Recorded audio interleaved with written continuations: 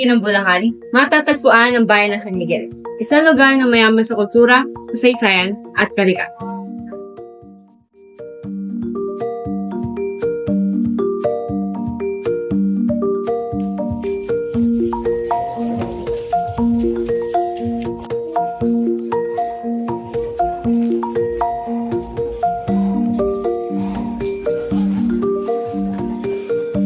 San Miguel ay tahanan ng mga luntiang kagubatan,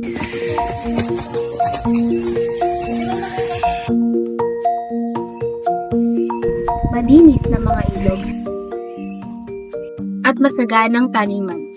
Dito, ang kalikasan ay bahagi ng araw-araw na pamumuhay.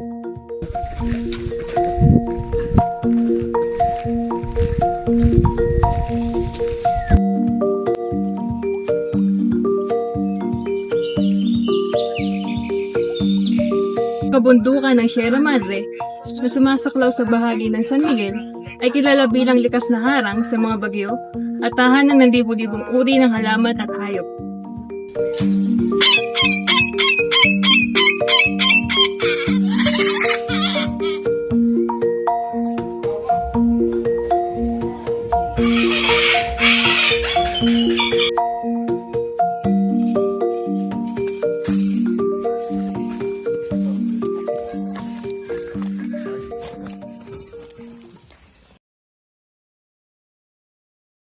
Ngunit sa paglipas ng panahon, unti-unting nawawala ang mga kagubatan dito sa bayan ng San Miguel.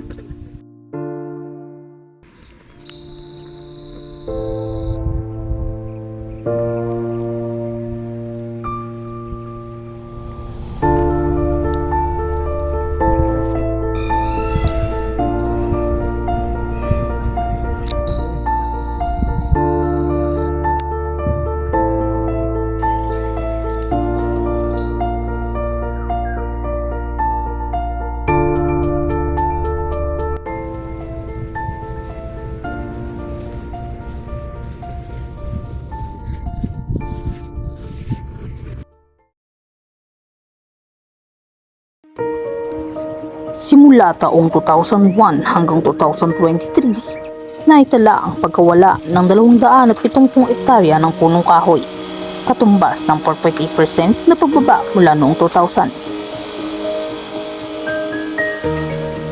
Ang mga kagubatang dating malalawak at hitik sa luntiang dahon ay dahan-dahang lumiit, sanhin ng mga pagbabago sa paggamit ng lupa, pagputol ng puno at iba pang aktibidad ng tao. Kung ikukumpara ang mga imahe mula sa nakalipas na 2 dekada, kapansin-pansin ang pagbabago sa kabuuang anyo ng lugar.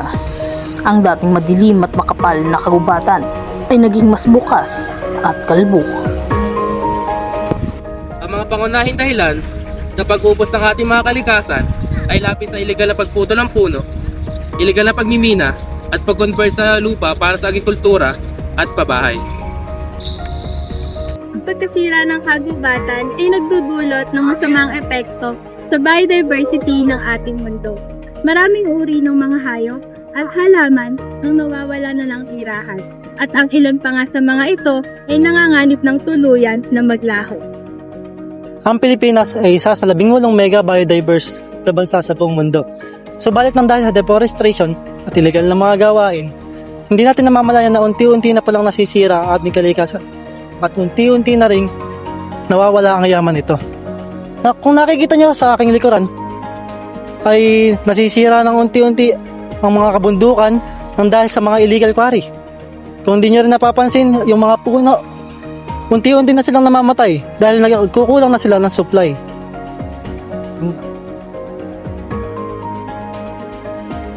Nakapanayam namin si Kuya Juan, isang mamamayang pumayag na gamitin ang kanyang lupa para sa quarrying. Matagal na yan, kaya matagal na rin manay. Ano lang yan, halos 1 buwan lang ang tagal na.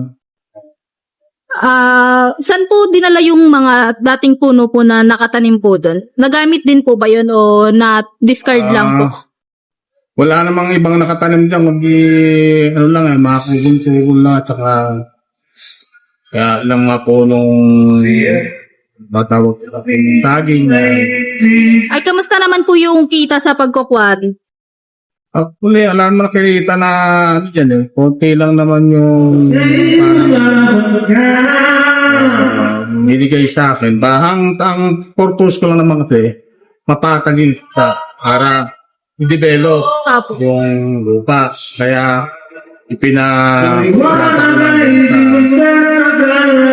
Pag napatag po yung lupa, ano po bang planong ilagay po dun? ano yun, na gagawing taniman ng gulay at saka palay.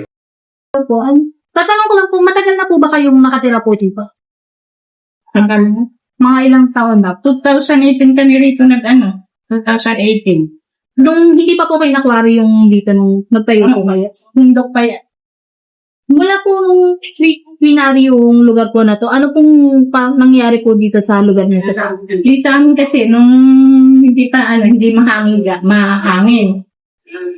Tapos nung mainit na. Mainit na.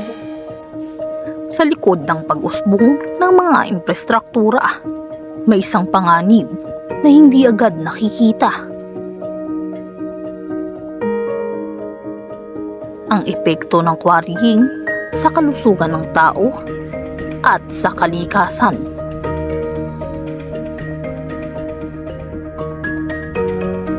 Ang alikabok na nagmumula sa quarrying ay hindi basta-bastang dumi lamang sa hangin. Ayon sa mga pag-aaral, maaari itong magdulot ng mga problema sa paghinga tulad ng hika, bronchitis at pneumonia. Ang balat ay maaari ring maapektuhan, lalo na kung nalalantad sa mga kemikal na ginagamit sa proseso ng quarrying.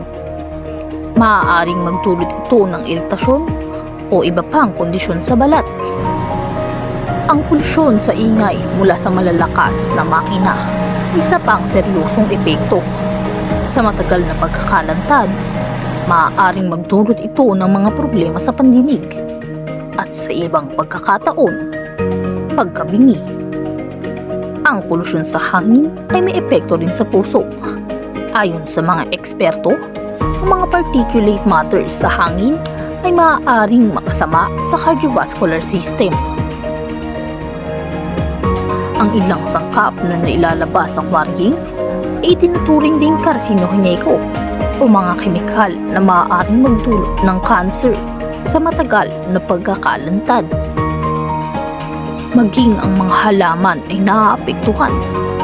Ang polusyon mula sa quarrying ay maaaring makabawas sa kanilang chlorophyll at magdulot ng pagtaas ng heavy metal sa lupa, nakasasama sa kanilang kalusugan at paglaki.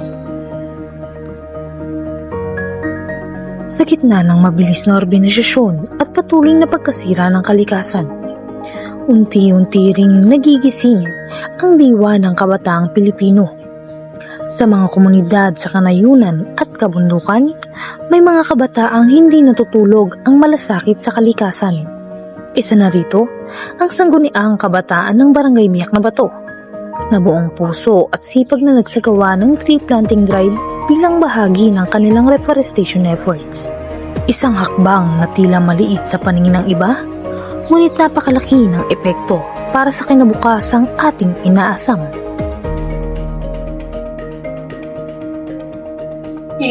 Bilang sangguniang kabataan ng Barangay Biak na Bato, nasimulat kami na mag-tree planting mismo dito sa may barangay namin, doon sa banal na bundok yung sa may Kilwari doon. Diba yun naman yung pinuntahan niya. Tapos nagtanim kami doon ng 27 mahigit na puno, which is yung Janelina, Mahogany, then yung Nara. Tapos, meron din kami pinagtaniman hindi lang dun sa mismo pinagwarihan. Nagtanim din kami dun sa may Biak na Bato mismo.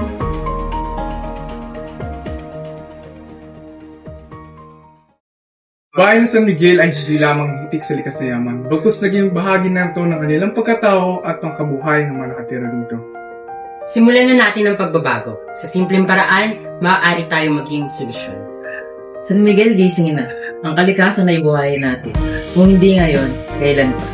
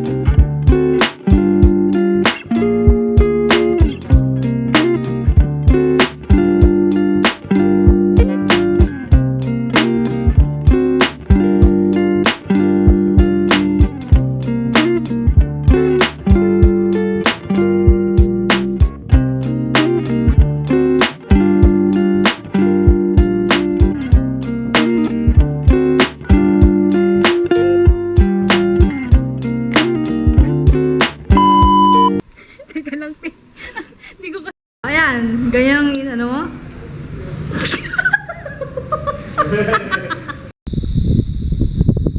Tumayo ka lang dyan. Bumalik ka doon, sige. Eto na to. Wait lang, ayos yun. May nagpe-pre na po.